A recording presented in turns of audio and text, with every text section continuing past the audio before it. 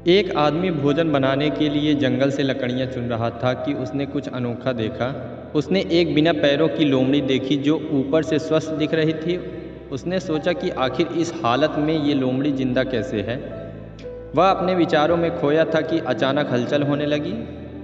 जंगल का राजा शेर उस तरफ आ रहा था। आदमी भी तेजी से एक पेड़ पर चढ़ गया और वहाँ से देखने लगा। शेर ने एक हिरन का शिकार किया था और उसे अपने जबड़े में दबाकर लोमड़ी की तरफ बढ़ रहा था। उसने लोमड़ी पर हमला नहीं बल्कि उसे खाने के लिए मांस के टुकड़े भी दे दिए। आदमी को यह देखकर और भी आश्चर्य हुआ कि शेर लोमड़ी को मारने की बजाय उसे भोजन दे रहा है। आदमी बुदबुदाया। उसे अपनी आंखों पर भरोसा नहीं हो रहा था। इसलिए वह अगले दिन फिर वहीं गया और छिपकर शेर का इंतजार करने लगा। आज भी वैसा ही हुआ। आदमी बोला कि यह भगवान के होने का प्रमाण है।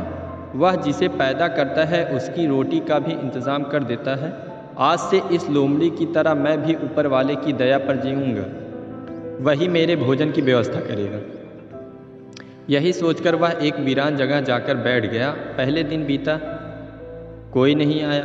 दूसरे दिन कुछ लोग आए पर किसी ने आदमी की ओर नहीं देखा। धीरे धीरे उसकी ताकत खत्म हो रही थी। वह चल फिर भी नहीं पा रहा था। तभी एक महात्मा वहाँ से गुजरे और आदमी के पास पहुँचे। आदमी ने अपनी पूरी कहानी महात्मा को सुनाई और बोला, आप ही बताइए कि भगवान मेरे प्रति इतना निर्दयी कैसे हो गया।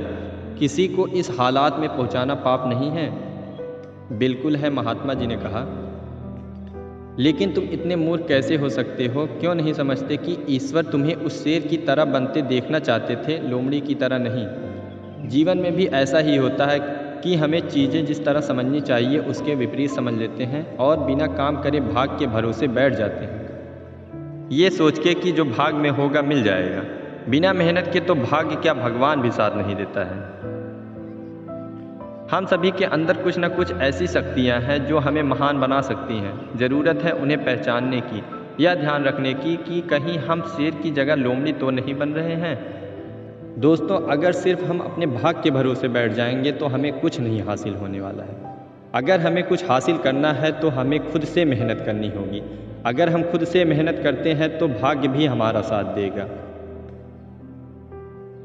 दोस्तों, कैसी लगी ये कहानी हमें कमेंट करके ज़रूर बताएं।